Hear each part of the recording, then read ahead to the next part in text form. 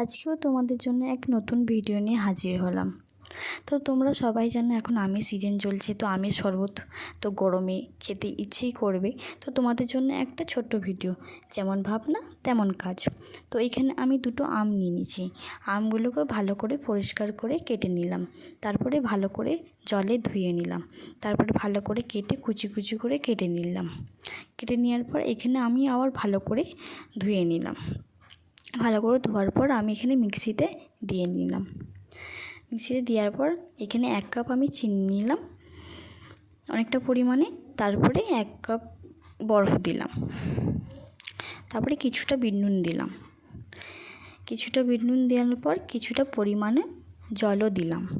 তারপরে এখানে মিক্সিতে আমি ঘুরিয়ে নিলাম, তারপরে গ্লাসে দিয়ে দিলাম। ওপর থেকে এখানে জলজিরাও দিলাম। তো এই তোমরাও বাড়িতে ট্রাই করতে পারো।